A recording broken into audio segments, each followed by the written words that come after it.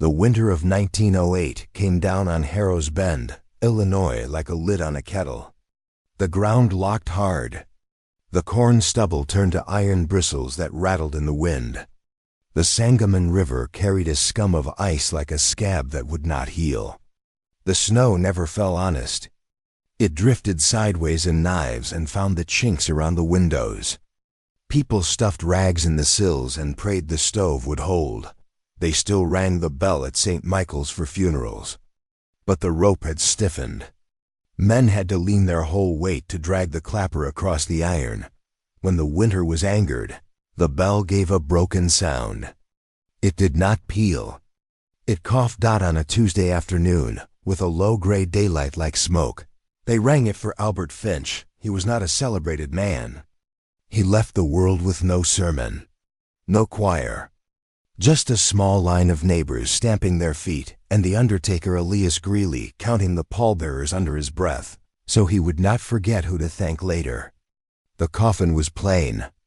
Pine boards, stained a sort of sad walnut. No brass beyond the four handles that pinched men's fingers in the cold. When they started to lower the box, the winch seized. The ropes squealed through frost-burned fibers. For a breath, the coffin hung there at a silly angle, as though it were listening to something under the snow. "Steady," said Greeley. They steadied. They laid Albert Finch in the frozen earth. The clods bounced once and lay still, as if afraid to make a second sound. This should have been the end, but endings keep their own counsel in Harrow's Bend. Albert's farm sat down Old Quarry Road. A mile beyond town where the fields give way to the thin woods and old, tired hills. The farmhouse slouched. The porch wept brown icicles. Wind pushed snow through a hole where a pane had cracked. It glittered across the kitchen floor like spilt sugar, and no hand swept it up. Albert had lived alone since Marion died the spring before. Some said consumption. Others said a fever. A few whispered a word no one liked to hear in daylight melancholy, and crossed themselves as if the syllables could pass like disease. The boy Thomas had gone off to the Danville mines. He sent one postcard with a coal dust fingerprint on the white space where a greeting should be. Then nothing. Neighbors remembered Albert as diligent, pale, a man who kept his hat on even in his own doorway. He had that respectful thin smile that never reaches the eyes. He was not cruel, but he was distant, as if some part of him had already gone where the dead go, and the rest of him was only finishing the chores. Elias Greeley, who knew everyone in Harrow's Bend the way an undertaker must, saw it. Albert had come to him 2 weeks before his death with a small envelope and a stranger's eyes. They sat in the preparation room behind, the parlor where the shelves held their bottles, and the zinc table shone in a way that could make a man examine his soul. Oil lamps made a little hush of light. In that light, the envelope looked darker than paper ought. "Mr. Greeley," Albert said, "I'd be obliged if you'd keep this. For after. You planning to die soon, Mr. Finch?" Greeley asked gently. He took care with such questions. Folks in mourning like to be treated as if they were brittle glass. Albert looked at his hands. Long, thin fingers.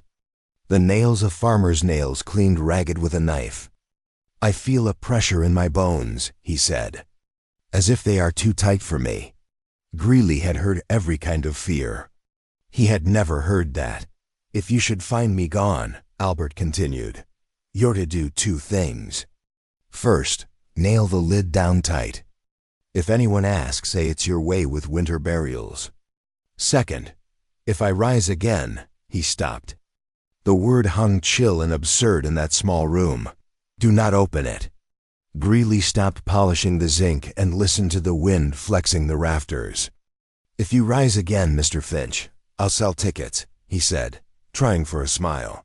Albert did not smile. He passed the envelope over with care. It had no seam. It felt stiff, like a small sheet of metal wrapped in paper. When Greeley placed it in his desk, the drawer seemed to close reluctantly. Albert bowed his head once. like a man giving the last of his harvest to the church. And left. That was the last time anyone saw him alive. Except the doctor who came at dawn on a Sunday. Found Albert cold in his bed with his boots still placed neatly at the footboard. And signed a paper that said heart failure because the paper needed a word. And that was one. The first unusual thing happened on Friday. The gravedigger. Owen Lorne was a man with a back like a spade and a mouth that preferred not to be used.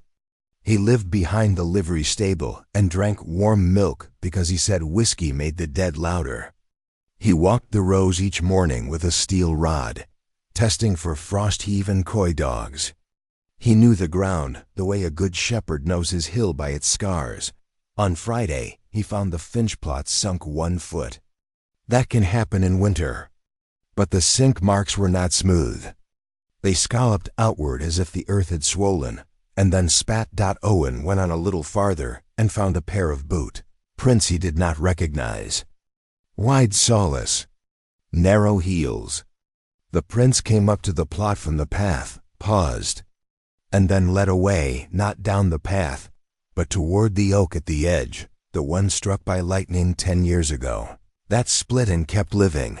Boot prints alone do not make a man pray. But there was the matter of the other marks.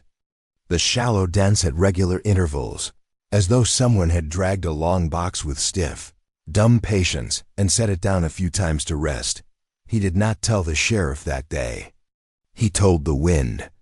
He told the bell, by tugging its rope twice without reason and letting it cough. The bell told the sparrows, and the sparrows told the women hanging laundry across. Their kitchens above the stoves roar, because all sounds carry in a small town. Even the ones no one speaks. On Saturday, children refused to use the cemetery path as a shortcut to the creek. One girl claimed she had seen a man standing where the ground dips, not moving, his hat brim white with rime, his hands folded. She said his coat looked dull and dusty, the way cloth looks when it has been rubbed by earth. She was made to keep quiet by a slap and a mouthful of soap for lying, on Sunday. Owen Lorne walked into Sheriff Reuben Carr's office with his shovel over his shoulder and a face that had not been shaved, because a man does not shave when he knows he will be asked what he saw. He spoke his words slowly, as if he were counting them. He did not look at the stove. He did not look at the calendar. He looked at a nut in the floorboard where a knot had fallen out 40 years ago and never been replaced. Owen's affidavit. December 20th, 1908. His coffin ain't where it ought to be. The dirt was thrown outward, not inward. And his boots was sticking out the hillside, 30 paces from his own grave. I ain't a liar. I could pick the tread. Mr. Finch wore a narrow heel. I set the shovel to the ground and said the Lord's Prayer backward. I am not proud of that. Sheriff Carr was not a cruel man. He was a practical one. He believed boys will lie. Men will err. Ground will settle. But boots sticking out of a hillside made him put on his coat. They went up together to the cemetery. They took Greeley with them, because Greeley had the key to the gate and the language townsfolk use when they stand among stones. They found the ground disturbed. They found the bent nails in the coffin lid, where the men had set to with their hammers. The nails did not lie where nails should lie when the lid is pried open by hands from above. They stuck out at odd angles as though pressure had swelled up from within and made the wood breathe. 30 paces to the oak, they found Albert Finch. He leaned against the split trunk. His hat sat at a crooked angle as if a polite wind had tried to take it and failed. His hands were folded. His coat was buttoned one too low. A small thing. But Marion Finch had always buttoned him right, and any neighbor would have fixed it in life. His eyes were closed. His face held the gray, drawn rest of a man who has worked hard and gone still. There was not a mark on him. No dirt smeared his mouth. No bruising broke the skin where a clumsy hand might have dragged him.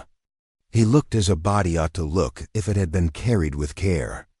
Only there were no footprints in the crust of snow that would tell who had carried him. "Grave robbers," Sheriff Carr said.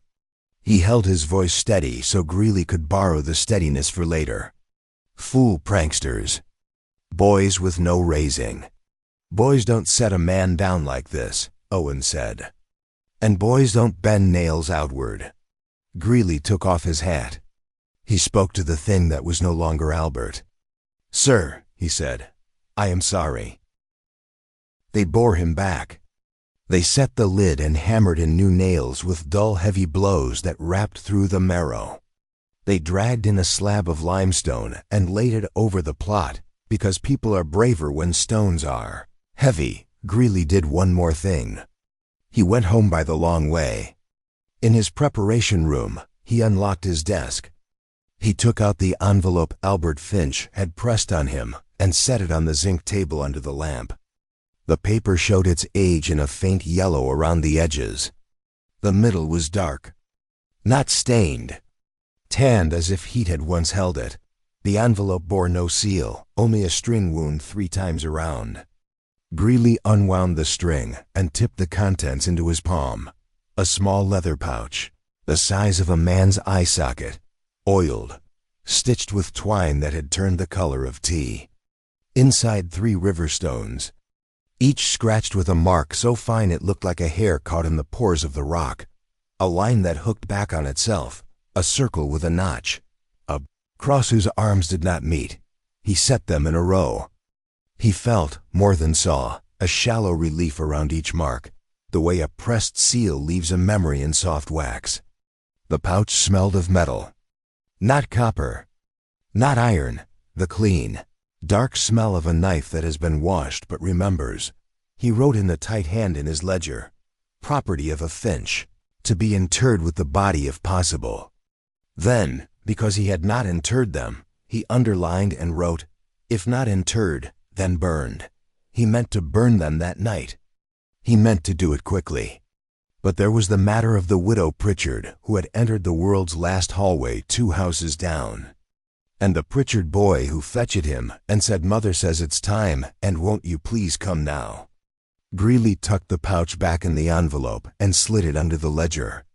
People die on their own schedule. Stones wait. On Wednesday, a scream ran out down Old Quarry Road. It ran under the fence rails and into the churchyard and made 2 men drop their shovels in the stable. It came from the direction of the Finch farmhouse. Neighbors found boot prints leading from the cemetery fence, across the crust, straight through the sumac, down the lane to Albert's door. There was a slip where someone had turned the knob with a hand too stiff for cold. The door had a splintered scar where it had rasped against the latch as it opened, inside the kitchen. On the table that was pushed hard against the wall, as if the house had been murmuring closer. Closer lay a single torn page from Marion Finch's prayer book. The book had been missing a page since the spring she died. The pastor had scowled and said that was sacrilege, but sickness makes thieves of all of us, especially when we are stealing from ourselves. The paper showed the faint shadow of the rosary, the mysteries lined in neat black, the little italic prayers like footsteps. Across that print, in a trembling pencil that groaned at every stroke, someone had written, "I did not want to follow her," under that, "The earth will not hold me." There was a place at the margin where the pencil had paused and dug a neat hole through the page. Below the hole was the faintest smear, as if a thumb had passed and left a little earth behind. The sheriff took the page. He folded it once. He did not like the way it creaked. He put it in his coat pocket and kept his hand over it as he walked back to town. The paper was warm. The first thaw of the season came early that year, one of those false thaws that make farmers dream too soon and then punish the small kindness. The Sangamon sighed. Snow slid off roofs in long wet tongues and left black streaks that looked like smoke.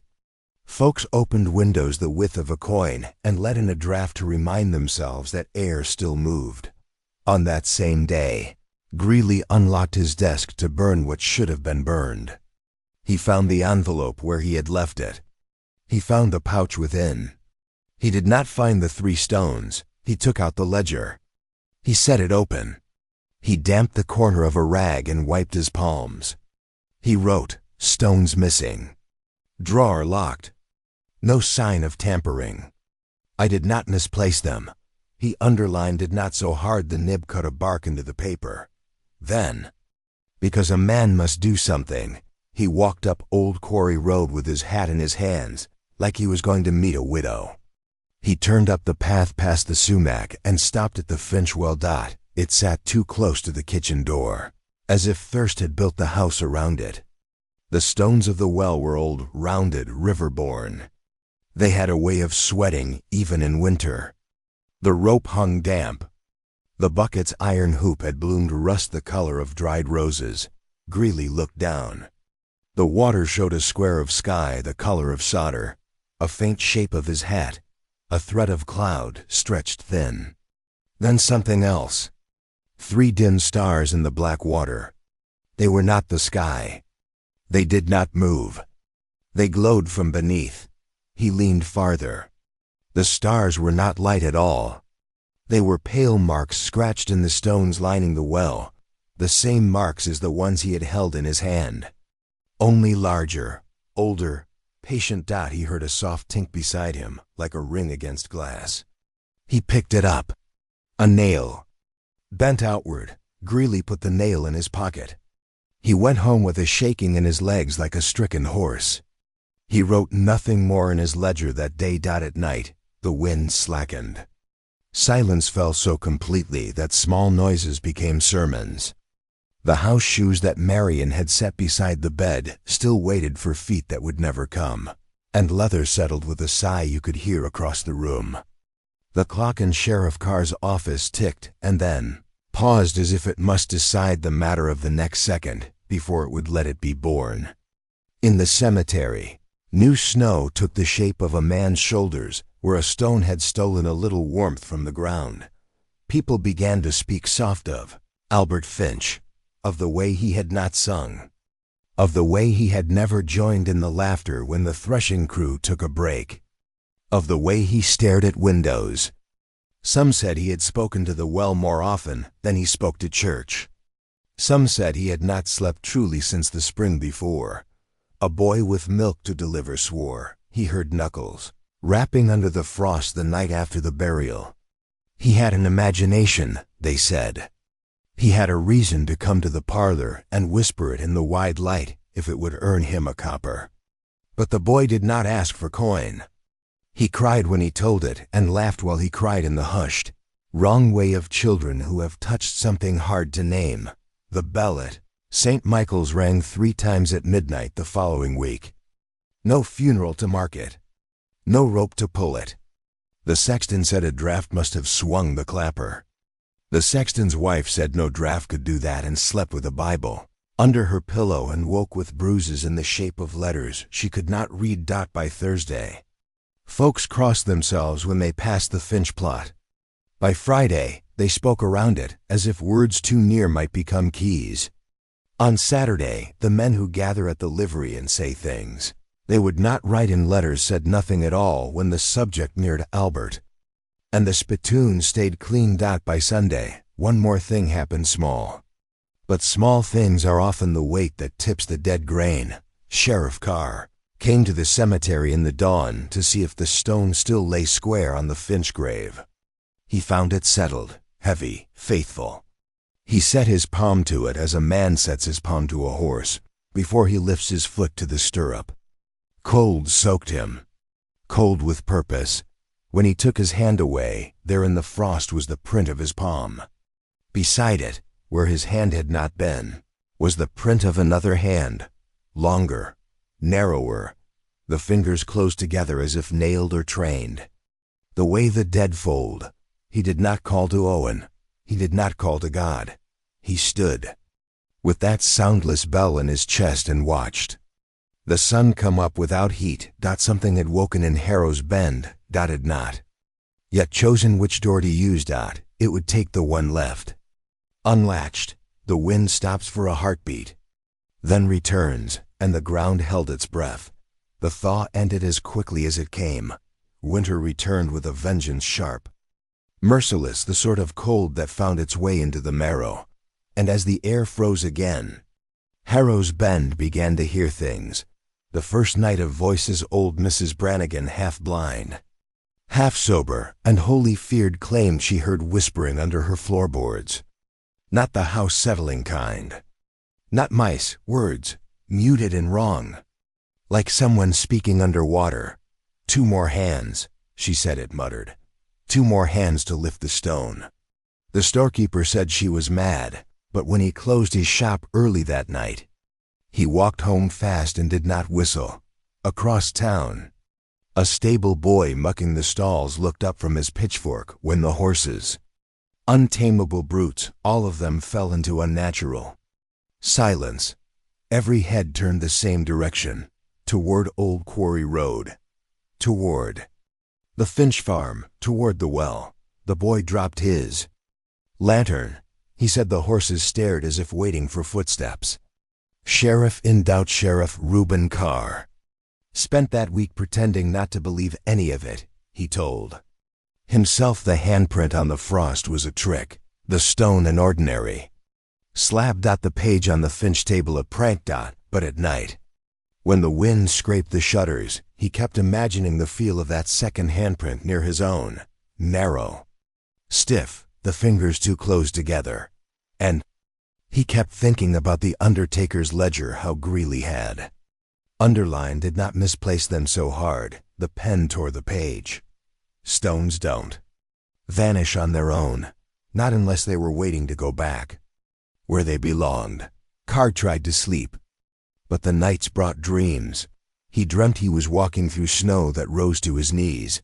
A man walked ahead of him, shoulders hunched, coat half buried, hat rimmed in ice. The man never turned around. But the sheriff knew with a dread that made his teeth ache that the man had no shadow. When he woke, the sheriff checked the frost on his window. Someone had drawn a finger across it, a single vertical line, mark like the ones on the missing stones. Carr lit his lamp and sat upright until dawn. The undertaker's confession 3 days after the note appeared in the Finch house.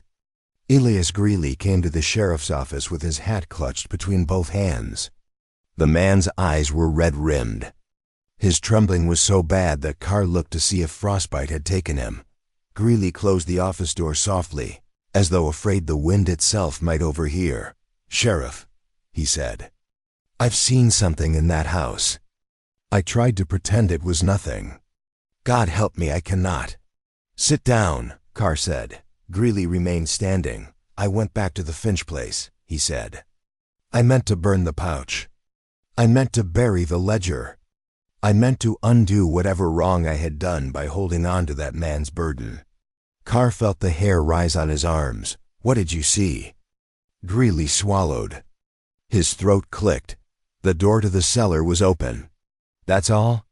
"No," Greeley said. "No, Sheriff. There was light down there." The sheriff stiffened. "There's no lamp oil in that house," he said. "Thomas Finch took it when he left."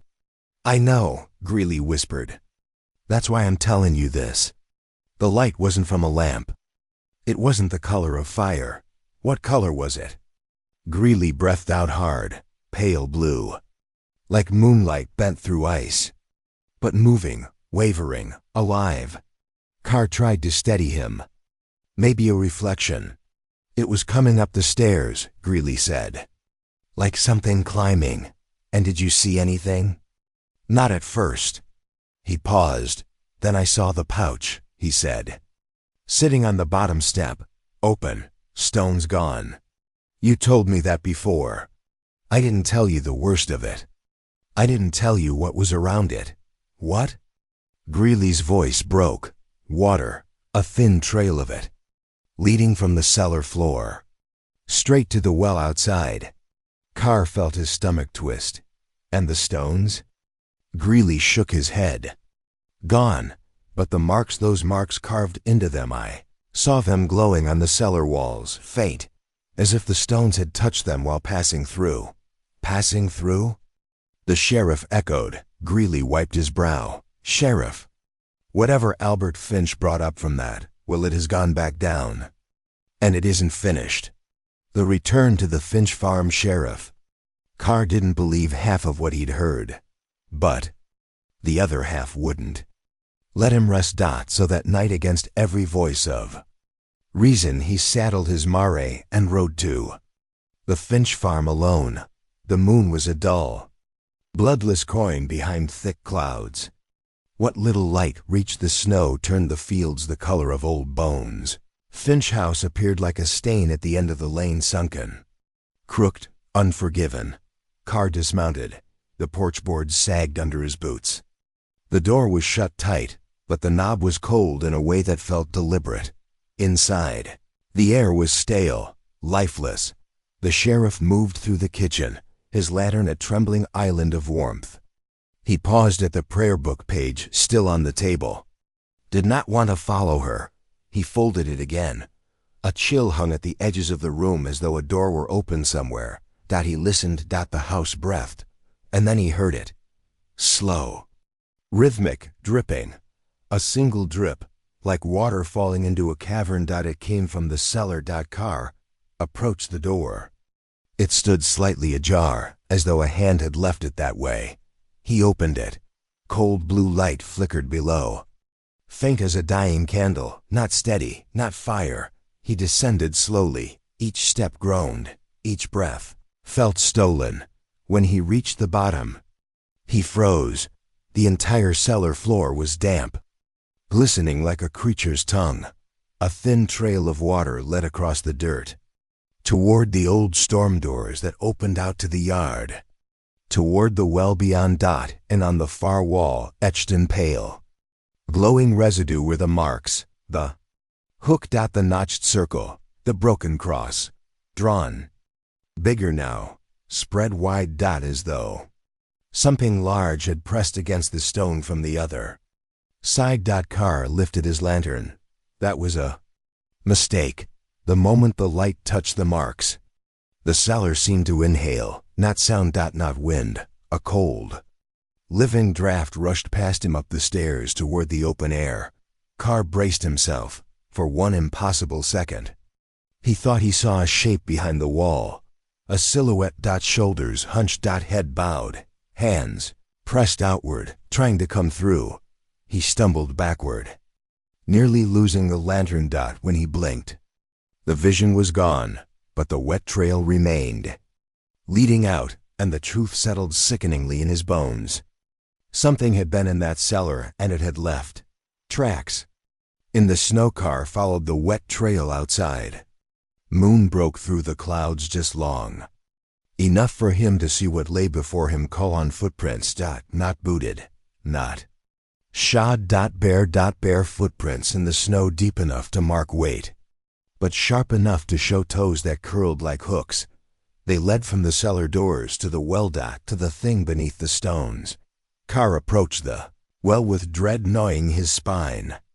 The bucket rope hung wet and limp, as though something had dragged itself up only moments before. He leaned over. The water below was black, motionless, but then the surface quivered. A ripple moved across it. Then another. As if something deep beneath had shifted. Closer. Listening. Carr stepped back. His lantern faltered, and then a sound rose up from the well. Soft at first. Barely a whisper, a murmur. A man's voice. Low. Calm. And horribly familiar. Reuben. The sheriff's breath froze in his chest. Reuben, help me. The voice wavered, as though struggling through great pressure. It's dark. The stones won't let me go. Carr backed away. No, he whispered. No, Albert. You're dead. The well answered. Not dead. Not buried. Not alone. Suddenly the water convulsed, thrashing, slapping the stones with violent force, sending up droplets that hissed as they struck the cold air. Carr stumbled and fled backward across the yard. Behind him, the well water stilled instantly. Silence fell like a dropped shroud. And then 3 gentle taps rose from the depths. Knock. Knock. As if someone politely asking to be let out. The thing that watches Windows Carr rode home in a half-mad haze, lantern swinging, heart pounding.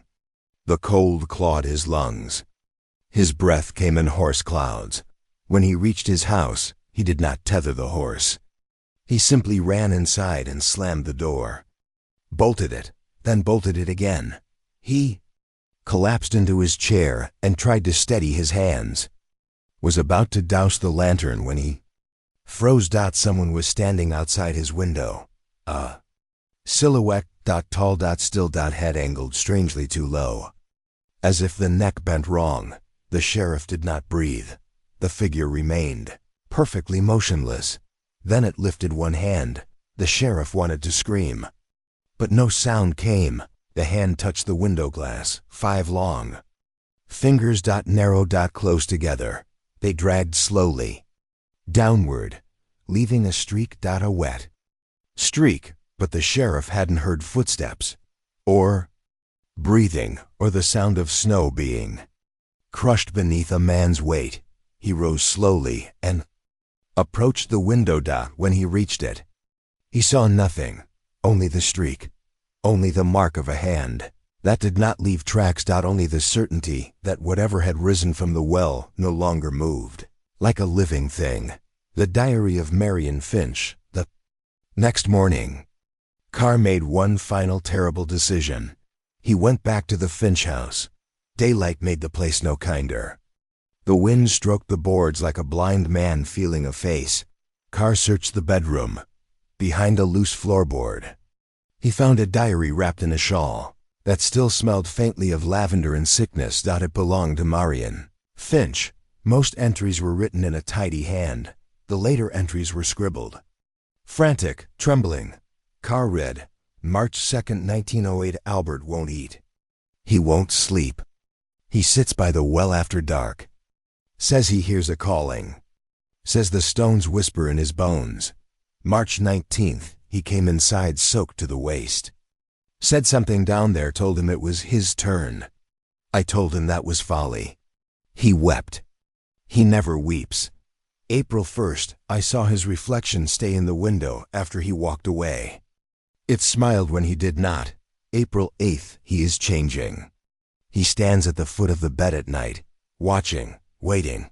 His hands are colder than the grave. April 16. Last entry. There is something in the well.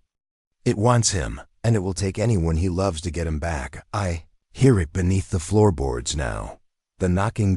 Always the knocking. The page ended. Abruptly, a drop of water had warped the ink at the bottom, blooming it outward like a bruise. Carr felt the room shift around him. Then he heard it. A faint sound from beneath the floorboards. Knock. Knock.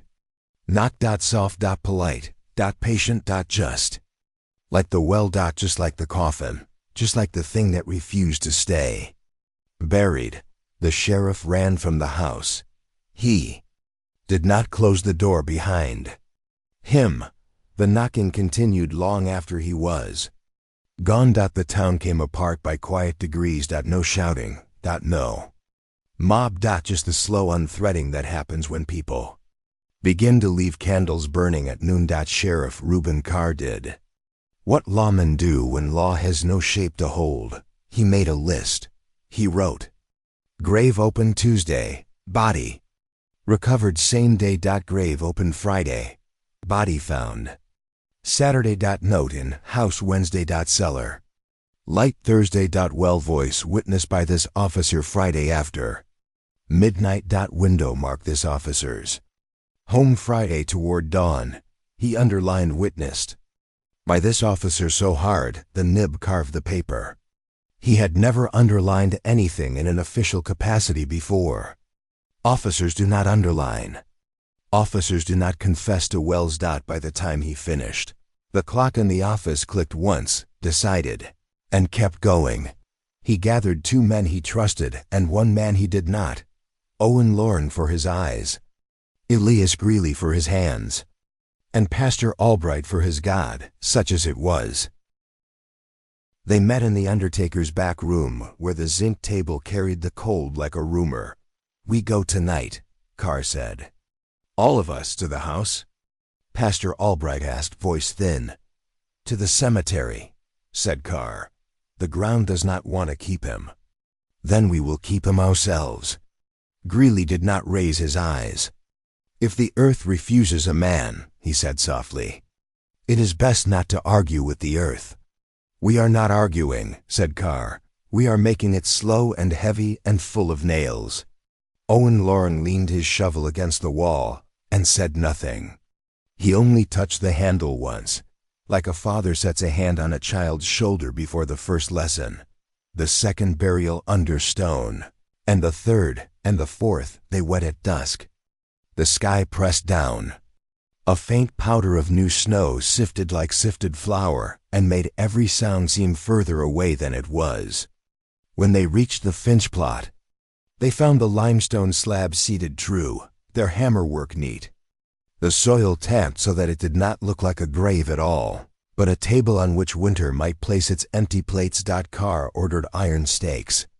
Owen sank them at the corners until the heads rang. They strung chain in a square and cinched it with a smith's lock borrowed off the livery's back gate. The lock had a number stamped in it 7 from a set. Carr did not like the number. He said nothing. He set the key on a ribbon and looped it under his collar like a medal. Pastor Albright read a passage for the dead. Then he faltered and read another that spoke of binding and casting out. Owen said the wrong verses ring truer when nothing right will hold. They stood a while listening to the world not move. Elias, Carr said at last, say it plain. What do you know of those stones? Greeley put his hands to his coat as though to warm them, though the cold was in his bones and would not be driven out by gesture. When my father came west, he said, he buried 3 infants in one winter. Fever took them. He could not get the ground to open some nights. He learned old ways from a German woman who lived in a house of logs and beeswax. She told him marks could hold a body to the dark the way a bridle holds a horse. But she warned him if a mark is turned backward, it does not hold. It calls. Carr stared at the slab. Calls what? Greeley swallowed. Whatsoever will answer. Did Albert turn them? Carr asked. Greeley shook his head. His were not backward. But the ones I saw in the well, he stopped. They were older than any German woman, Sheriff. Owen shifted his weight. Somewhere beyond the fence, a crow laughed once and flew hard. As if the air itself had hands, they went home that night. People slept a little easier on Monday morning. The slabs sat canted at odd angle, not much. One corner dropped a finger's width. The chain remained tight. The lock remained closed. On Tuesday, the slab canted the other way, as if whatever lay beneath had shrugged. On Wednesday, a hairline crack opened across the stone and marched a third of the way before it stopped to think. By Friday, the lock stamped 7 lay on the path 10 feet away, unbroken, still latched. Its hasp somehow unthreaded from the chain without the chain being cut. No footprints led to it. No footprints led away. Owen, who knew iron by its breath, said, very simply, that's the 3rd time a lock has been found off a thing without being opened. 3rd? Carr asked. Owen looked at him as if he had forgotten to mention a detail about someone's heart missing from the chest. Happened on the Clydesdale stall when the gate stayed shut though the lock come off. And the night Mrs. Brannigan's trunk opened and she said nothing was taken, but she slept with her shoes on after. Pastor Albright pressed his thumb into his palm until his nail left a crescent. These are small omens, he said. Small things compound. They returned with 2 more slabs, lesser stones. They made a stack over Finch's bed like a baker piles bread under a winter cloth. They added barbed wire in a wreath that caught sleeves and skin. They drove rail spikes into the earth until the ground itself groaned. Enough. Carr said. Owen kept his shovel moving until the heels of his palms bled. Greeley whispered a name he had promised never to say aloud. The wind answered in the negative. Night fell. At midnight. The bell at St. Michael's coughed once. By dawn. The stones still sat. By noon, so did they by sunset. Every man in Harrow's Bend felt a small mercy. The first day in a week without a breaking. They slept. The snow began again. Toward morning, the sexton's boy ran up the main street with hoarfrost rimming his lips, crying as if the cold were a wolf behind his voice. "He's out," he screamed. "Sir, Mr. Sheriff, sir, he's out without being out." His hat car caught the boy by the shoulders. "Speak sense." "His hat is on the gate," the boy wept, "hanging on the post by the path. There's no prince to say who put it there." The hat was Albert Finch's. The ribbon was scuffed where a thumb worried it while thinking. A single icicle had grown from the hat brim. Long and thin as a finger, Owen took it down with gloves and set it on the stone. Greeley could not bring himself to touch it. The pastor crossed himself, then crossed himself again at how it felt to do it twice. The ledger unbound that afternoon. Greeley found the courage to do what he had meant to do before the Pritchard boy fetched him to a death that was not Albert's to witness. He burned the pouch. He carried the envelope to his backyard, where a circle of bricks held a winter fire for scraping out retorts and blackening wires. He laid the leather into the coals and fed it breath until it flamed. It did not blacken. It whitened like bone. It curled into itself like a hand choosing not to take a offered grip. From the flames, a smell rose cleaner than tallow, sharper than hair, stranger than oak. He stood there until the leather lay in flakes like moth wings, and the string had coiled into glass. He went inside and sat at the zinc table and opened his ledger to make a true entry. He found new lines written in his own hand that he had not written. Do not bury what will not stay. Do not hold what was promised to water. Do not nail a lid you cannot carry to the river yourself. Elias, he stared until the words blurred. I have lost my wits, he thought. Then he turned the page and found more that he had not set down. A map of the cemetery. Careful, accurate. The Finch plot marked with a neat X6 smaller. X's traced from the grave to the oak, and from the oak to the path, and from path to the gate, and from gate to the well. 6. The ledger closed itself, or so he would swear later. To anyone who wished to be harmed by listening. Witness fragments. Winter. 1908-1909. Statement of Betsy Klein. Taken by car. December 29th. I kept the candle by the window. The tallow burnt low. I watched the yard. A man came. He was not a stranger. He had the posture of one who has carried sacks of feed in both hands for years. Mr. Finch walked into my yard and stood in the track the cow keeps by habit. He folded his hands and bowed his head. I said his name. He did not raise it. I went to fetch my husband. When we came back, snow held no mark where he had been, but the track was wider by the shape of shoulders. Extract from a letter never sent. Found in the Finch house. Thomas, my boy, come home and set your boots at the foot of the bed. I hear a traveler at the door, and it is not his own home he seeks. Your father speaks his prayers to a place that does not love him. If you cannot come, do not come. I cannot be plain. Note pinned to St. Michael's door by unknown hand. The water has taken a tithe. It wants back what was promised. Leave a loaf at the well and go home. Lock your children in with bread and do not answer the door after the Angelus, not even if the one outside speaks a name you taught him. Carr copied the note by lamplight. He considered burning it. He considered reading it aloud at the next service. He chose instead to tuck it in his pocket and walk the town at the hour men swallow medicine. The wind carried a smell he had come to know, iron and the low, green reek of something that has been kept too long in the cool. The 5th opening. The 6th finding on the 3rd week of winter. The cemetery caretaker's wife woke to long scratches on the outside of her shutters.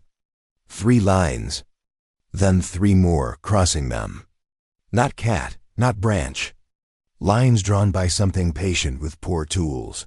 The bell coughed again at noon. No one had pulled at car. Owen Greeley and the pastor walked to the Finch plot without a word. And every yard between felt longer than it had the day before. The stones lay as they had. The chains held.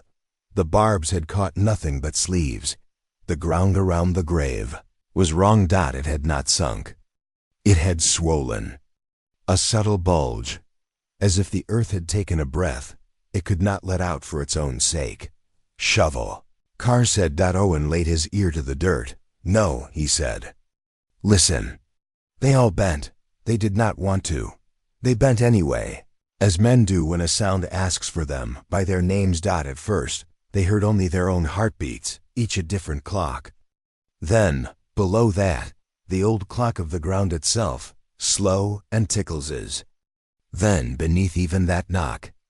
Knock! Knock! God preserve, said Pastor Albright. The knocking ceased as if it had heard something. Small moved in the soil the way an animal moves under a blanket. They stood back. They waited. The stones shifted a finger's width, then fell still. The chain groaned. Silence. Enough, said Carr. We open and we end it. And what? Asked Greeley. Whatever answer the sheriff might have given froze in his throat on the way up. He pointed. They saw it. A seam at the grave's lip had opened, and in that seam a thin gleam of blue. Not light exactly, but the idea of light. The way a vein shows a while before a wound. They pried the slabs aside. They loosened the chain. They dug. Owen's shovel found wood. Greeley's hand found iron. Carr found his courage missing in the pocket where he had wished to find it. They lifted the lid. The coffin lay empty. Not an emptiness of theft. An emptiness like a sentence ended with nothing. After the period, a smell came up that was neither rot nor spice. Water. Cold. Clean. Old. Pinned neatly to the inside of the lid by one of the nails that had bent outward was a strip of linen. It had been torn from a pillowcase. On it, written carefully, as though penned at a desk and not in a hole in the ground, were words in Albert Finch's tidy hand. I asked you to nail it. You nailed it. I asked you not to open it if I rose. You opened it. I am sorry for what follows. Pastor Albright sat down hard on the frozen ground, like a man who has been told his house is not a house, but a trick.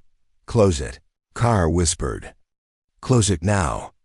Greeley reached to lower the lid. He hissed and jerked back. His fingers bled in 5 thin lines. The edge was sharp. Coffin wood ought not to be sharp. It had glassed in places, as if heat had once kissed it from within. They closed it anyway. They did not re-nail it. There are things you only do once.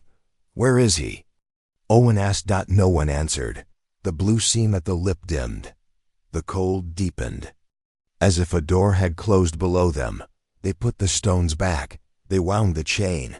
They stood a long time in the quiet that follows a lie. When they finally walked away, Owen glanced at the oak where Albert had first been found leaning. The split trunk had a new scar, bright as a healed wound. It looked like a hand had pressed there for a very long time. The town meeting that was not a meeting that night. The men of Harrow's Bend gathered in the livery because the livery could hold the largest fear without echo. They did not appoint a chair. They did not take notes. They did not put forth motions other than the one every man felt in his belly. Do not go out alone after dark.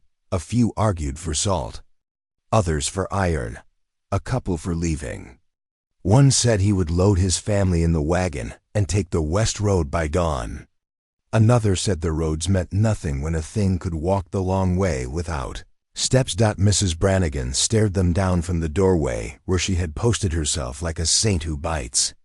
A debt is a debt, she said. He made one. We are paying it. Hush and let the river do its arithmetic.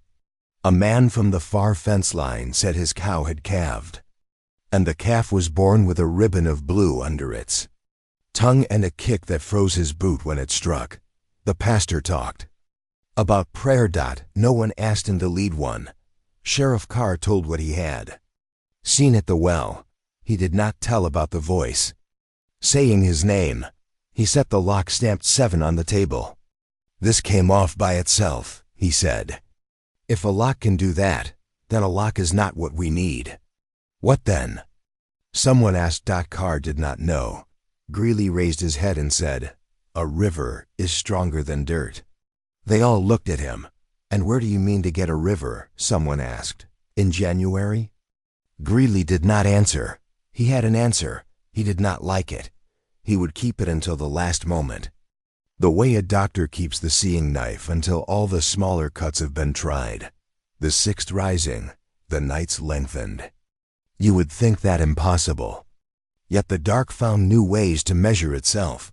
A soldier home from a war no one remembered woke to breath on his ear and a voice asking whether he kept his promises. He lied and said yes. The room exhaled, and his candle guttered. A child heard someone knock under her bed and answered with 3 soft taps of her heel, because that is what children do. They answer. In the morning, her mother found her sleeping on the floor with a wet hem and a small pebble in her clenched hand, scratched with a mark that looked like a letter that could not be pronounced. The mill pond froze so hard, the men said they could shoe horses on it. On that ice, one morning, in ash from someone's stove, lay a neat list of 7 names. 6 were men known to be dead. 1 was not. The live man spat and swore and threw the ash away with his boot. By nightfall, a cough took him. Hard, the sheriff's list grew in his pocket, until it felt like a thick wallet of sins. Then came the 6th night. If the town had been keeping count, and it was this, was the number the men circle on slates when they reckon how many feed sacks can be carried before something gives. The bell did not cough. The wind did not move. Snow did not fall. The river groaned. Carr woke to a sound like a coffin lid sliding slow, long. True. He dressed without a lamp. He knew the way to the cemetery now as a tongue knows. A broken tooth. He found the gate open. No hand had swung it. No hinge had squealed. He found Owen there before him. Breath like smoke from a burned library. Don't, Owen said. He said it gently, like a friend says, do not look at the child. It's already done. Carr looked. The stone still stood. The chain still crossed. The lock stamped 7 lay on the grave itself, and the hasp ran through the chain as if the links had grown around it. The link ends were fused like ice. The chain could not be moved without breaking the world. What do you mean, done? Carr asked. Owen lifted his chin toward the oak. At its split trunk, in the waxy half-light before dawn. A figure leaned. Tall. Hat brim, white with rime. Hands folded. No prince led to it. No prince led away. Albert, Carr said. He did not know he would say it until it left him. The figure did not raise its head. Greeley arrived, panting, hat askew. Pastor Albright had lost one glove. The hand without it looked like a word said in haste. They approached. Close, the figure was almost convincing. The coat was buttoned wrongly again. The face wore that same gray patience. Owen, whose shovel was faithful, touched the brim with the handle. The figure fell apart. It was snow. Compacted. Shaped from the inside by a thing that knew the measurements of Albert's bones. The hat, Albert's true hat, had been set on top, beneath the hat brim. Stuck to the snow by a thin glaze of ice was a scrap of paper. The 6th is not the last. Bring me to water. Greeley's legs went soft. Pastor Albright began to pray in Latin he did not know he remembered. Sheriff Carr straightened slowly, as men do when they choose a wrong that might be the only road left. We will bring him, he said. His voice was not steady. It did not need to be. We will bring him to water. How? Greeley whispered. There is nothing to bring. There is a coffin, Carr said. Greeley shut his eyes. He nodded once. He knew. He had always known. You do not argue with the order of a thing that knocks in threes. They went to the grave. Owen borrowed the blacksmith's saw and cut the chain. It took too long. The links had cold welded in a way iron does. Not unless told a word. They pried the stones aside, heaved the lid. The empty box yawned with a breath of river air. Lift, said Carr. They lifted. They bore the coffin like a stretcher.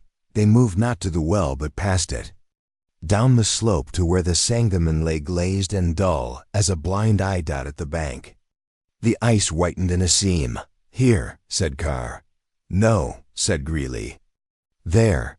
He pointed to a reach where the old current had once cut a deeper path and left a trough that never froze clean. A place the river had memory of being free. They slid the coffin to the edge. They laid it across the ice. They waited. Open? Owen asked. No, said Carr. We bring the box. Not the man. The river made its long sound again. Beneath the coffin, the ice-thin dot, it did not crack. It sank as if an old horse lowering itself to its knees. Patiently, carefully, taking the weight it knows too well. The coffin began to settle. Water licked its sides. Blue showed in the black a pale light, moving below like a lamp swung in a far room. Step back, Greeley whispered. Step back and do not run. Running wakes it. They stepped back. The coffin slid, inch by inch, into the Sangamon. It did not bob. It did not resist. It went like a thing that had rehearsed. When the last of it went under, the river closed without a ripple. The ice smoothed itself like a woman smoothing a sheet. Silence fell in a new way. A way that had not yet been invented. Carr swallowed and found there was no taste in his mouth at all. Winter flavor had gone. The world had paused. Then, from beneath the ice, very faint, very far, very polite, knock. 6. Owen breathed. He held up his shovel as men hold up crosses. That's 6. That's all we have heard. Where is the 7th? No one answered. The bell at St. Michael's coughed. Once. Twice. 3 times. And stop. The river did not. It kept speaking under the ice. In the language water uses for stones. It had been given something it was owed. It would decide the rest in its own time. They went home by different paths because men want witnesses and men want to walk alone. And the same heart wants both. Carr dreamed of a man walking ahead of him on a frozen road. The man turned his head at last. He had no face, only water in the shape of a face, and his hat was a black hole, where snow would not stay. He woke with frost on the inside of his window. Not a flower, not a zigzag of cold.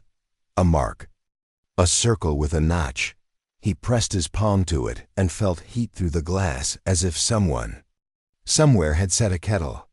On the 7th had not yet come. It was coming, and it would not come to the cemetery. It would come to the door.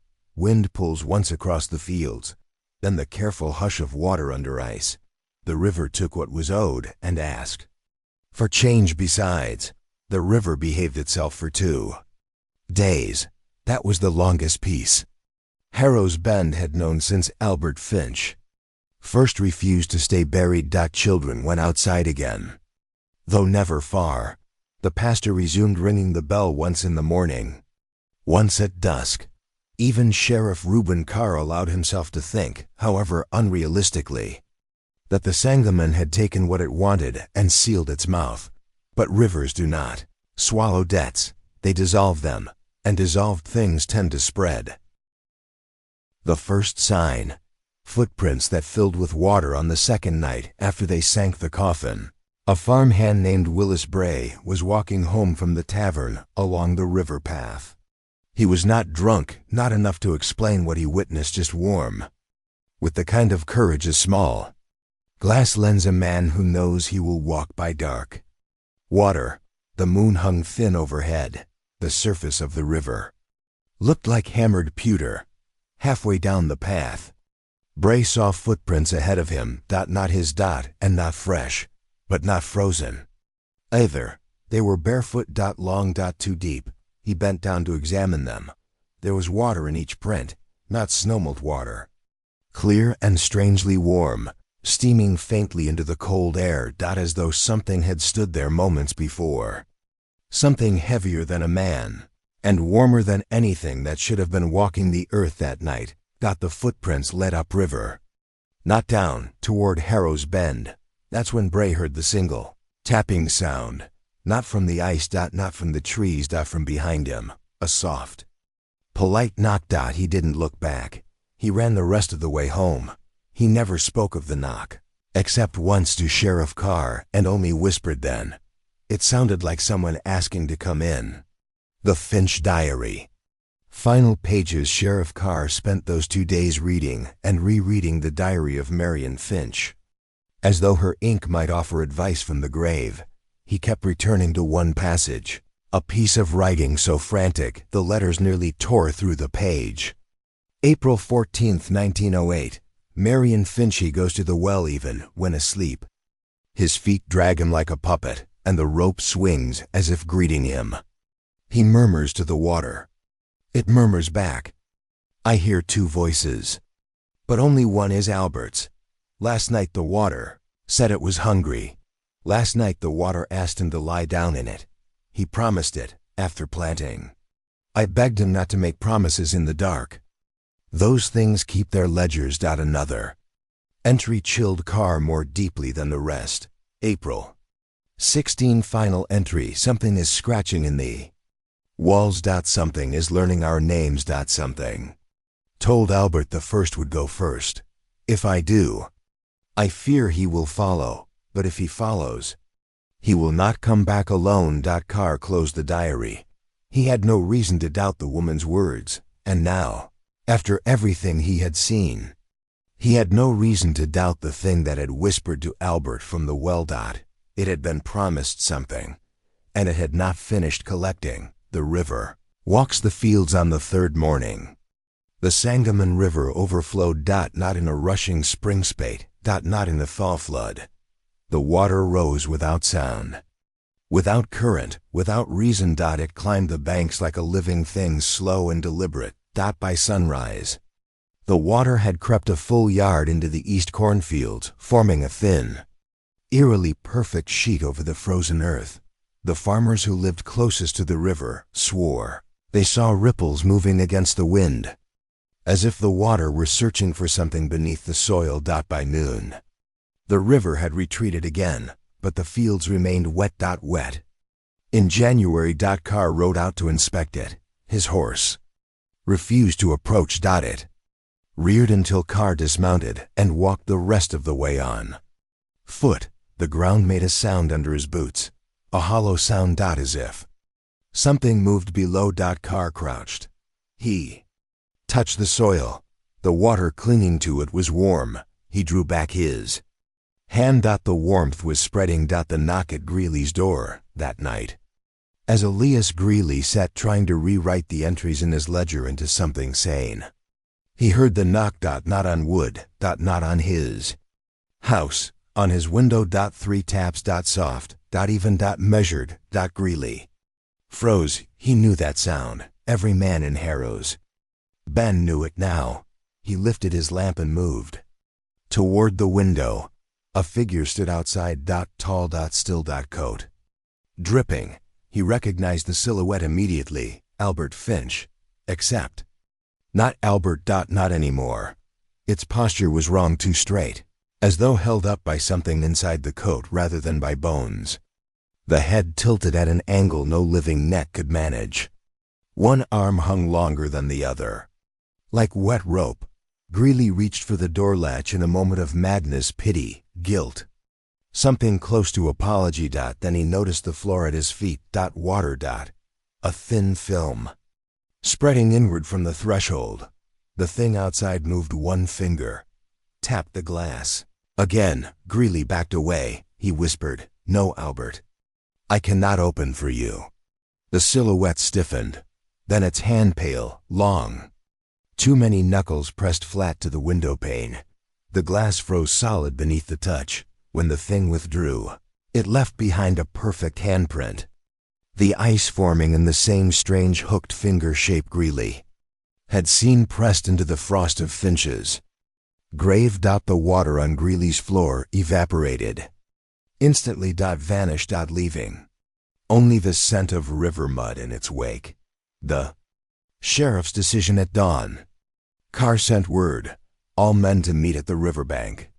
Bring tools. Bring fire if you have it. He didn't bother explaining.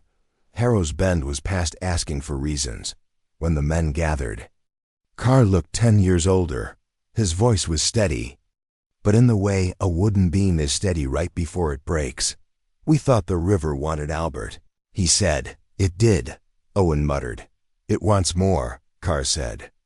It wants everyone he ever owed. Everyone who ever touched what came out of that well. Everyone who helped carry him. Everyone who helped bury him. The pastor stepped forward. And how many would that be? Carr answered without blinking. All of us. A ripple of dread passed through the crowd. We try the well, Carr said. We try to close it. How? Someone asked. We pour fire into it. And if it doesn't close? Carr hesitated. Then we seal the river itself. We freeze it solid from bend to bend. Greeley looked at him with hollow conviction. You cannot seal a river, he said. A river is a road. Carr stared toward the water. Then we pray it stops walking. The descent into the well, they gathered. Pitch. Kerosene. Oil from the SMITHY. Dry. Wood from every barn. They tore down part of the old mill for fuel. The mill had been dead since '87. It didn't matter anymore. By afternoon, they reached the Finch property as a small army, and they approached the well like a mouth that had bitten 6 times and still hungered. Carr peered down first. The water below moved slowly, deliberately around the stones. Not like a current, more like a creature stretching in its sleep. He stepped back, lighted.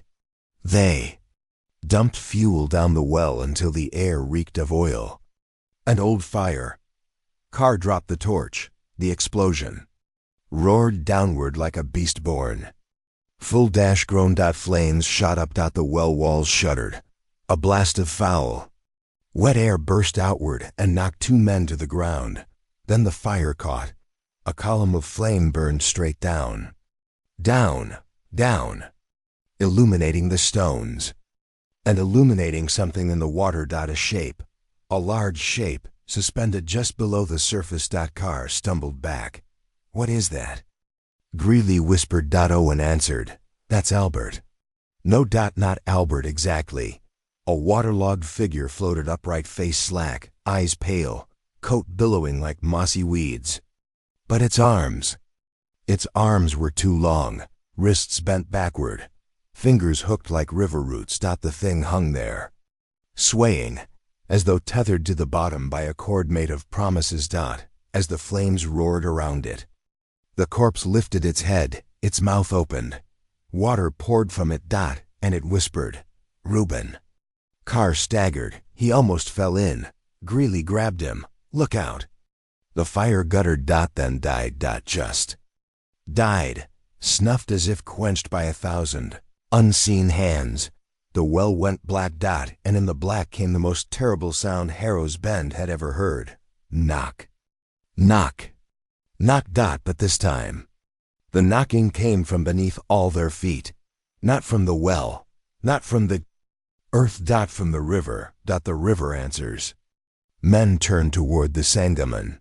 The water was rising again, and this time it did not stop at the banks.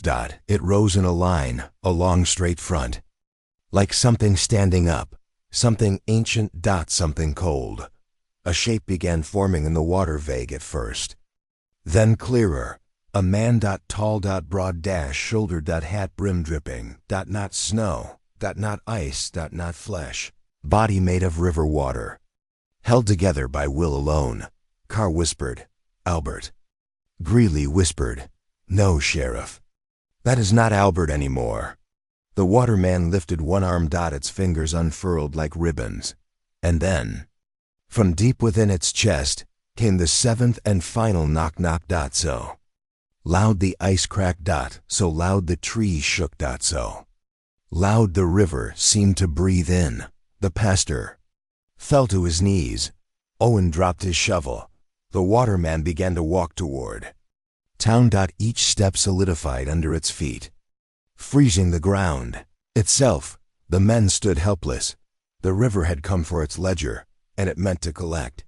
Harrow's Bend had seen storms, fires, sickness, and winters that claimed cattle by the dozens, but it had never seen a river stand up and start walking. When the waterman stepped away from the Sangamon, the first thing it did was look back as though checking the river for permission. Then it turned toward town. Every footfall connected with the land like a nail driven through the world. Krak.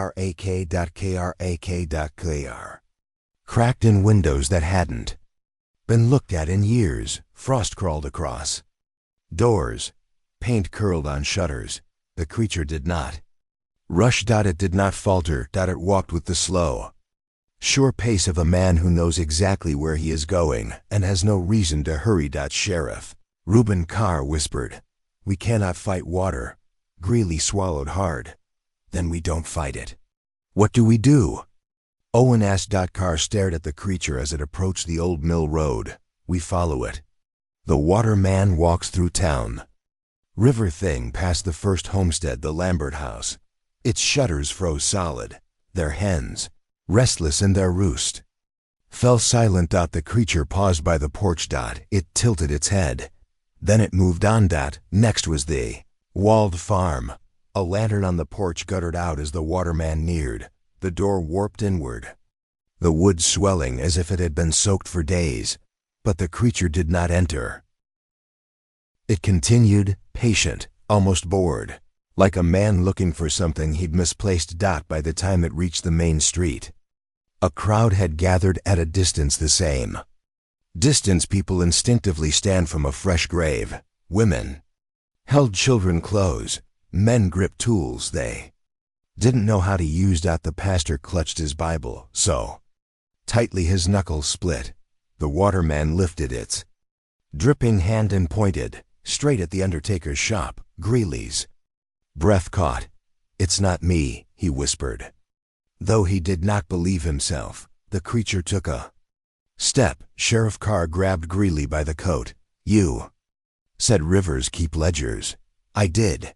"Then you know this ain't choosing at random."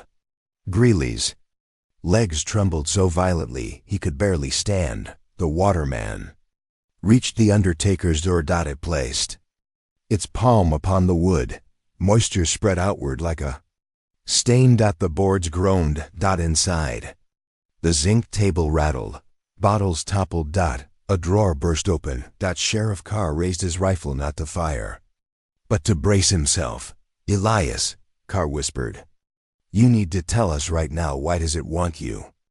Greeley's voice broke. "Because I should have burned the stones back when Albert first brought them." Carr stared. "What stones?" "The river stones he carried from the well. He told me he found them in the mud. He said they whispered his name. He begged me to bury them with him so they wouldn't whisper to anyone else." "And you didn't?"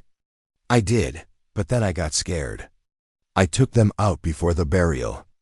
I hid them. I meant to destroy them later. But I waited too long. Where are they now?" Greeley trembled. "In my shop." The waterman laid its palm flat against the door. The wood shuddered. Sheriff Carr didn't think. He acted. "Move!" he barked. They dragged Greeley back as the creature pushed its arm straight through the door, the wood parting like wet paper. A freezing wind blasted out, sending several onlookers stumbling backward. Inside the shop, the waterman reached toward a high shelf and curled its fingers around a leather pouch. The same pouch Greeley had thought he burned. Except here it was, perfectly intact. Dripping. The waterman held the pouch like a relic. Then it turned and began walking Back toward the river. The seventh following sheriff. Greeley gasped. This is the seventh. The seventh rising. The seventh return. Carr nodded grimly. And the seventh following, he said. What does that mean? Owen asked. Pastor Albright answered in a voice that was barely a whisper. It means someone must go with it. Silence fell like a stone. They knew every man, woman, and child watching. They knew exactly what the river wanted. Albert Finch had promised something to the water. He'd broken that promise by living.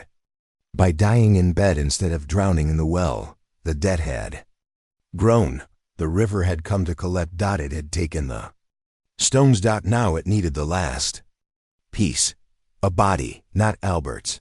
Anyone touched by the stones. Anyone. Bound in the ledger of that promise.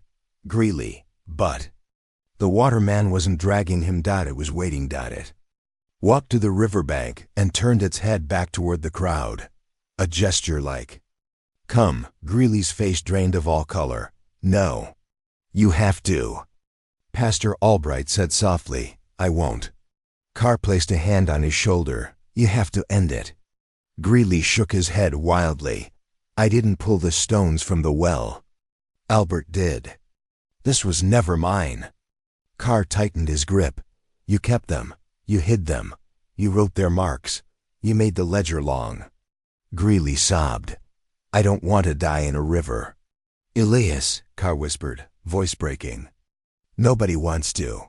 What happened at the river? Greeley's walk to the river should have been long, but the crowd parted, and the waterman waited. The air grew colder with every step. When he reached the edge, Greeley stopped. Sheriff Carr walked beside him. You don't have to go alone, Carr said quietly. Greeley stared at him, astonished. You'd go with me? Carr's jaw clenched. No, he said honestly, but I'll stand here until you step in. Greeley nodded once. Then he stepped onto the ice.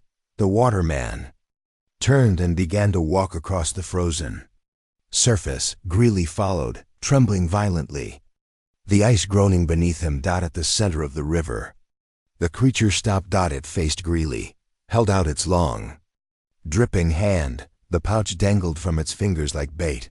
Greeley sobbed aloud. I'm sorry, Albert, he whispered. I'm sorry for everything. He reached for the hand. The moment he touched it, the ice shattered. A roar exploded from beneath. Water surged upward like a living beast. The river swallowed both Greeley and the waterman in one violent gulp. Carr shouted. Owen leaped forward. Hands grabbed coats. Boots slid, but the current pulled back with impossible speed, dragging the bodies beneath and sealing the ice behind them as though nothing had ever happened. In 10 seconds, the river was still again. Silent, lifeless. The crowd stared. Then Pastor Albright whispered the only words anyone could find. It is done. But Carr stared at the ice, and he felt the hairs rise on the back of his neck, because, beneath the frozen surface, a shadow moved. Slowly, deliberately. Not sinking, not drowning. Walking. Toward town. Carr stepped back. Dear God, he whispered. It wasn't Greeley it wanted. It was the seventh knock. It was the seventh follower, and now it's free. The last winter of Harrow's Bend people left the town within days. Some took the west road, some went north, some simply vanished, leaving doors open and fires still burning. By February, Harrow's Bend was nearly empty. Sheriff Carr stayed the longest. He sat on his porch each night, rifle across his knees, listening to the river breathe under ice. Some said they saw footprints, bare, long, dripping prints appear on Carr's walkway. Some said his windows froze from the inside out. Some said he sometimes spoke to someone standing in his yard at dusk. No one knew for sure. But when spring thawed the river, Carr was gone. His coat remained hanging on the hook. His boots remained beside his bed. And in the mud behind the house, 3 perfect prints led from the back door to the river. The river did not give them back, the haunting that never ended to this day. When winter tightens the Sangamon and the wind carries the smell of wet stone, people near Harrow's Bend say they hear it. A single, polite knock. Sometimes 2, sometimes 3, and sometimes 7. When that happens, they blow out their lamps, lock their doors, and whisper the same warning Marion Finch wrote more than a century ago. Do not answer the water. Do not promise it anything. And do not open the door even if it speaks your name, because the man who refused to stay buried never truly returned to the river. And neither did the river. It still walks. It still waits. It still keeps its ledger, and one cold night it will come knocking again.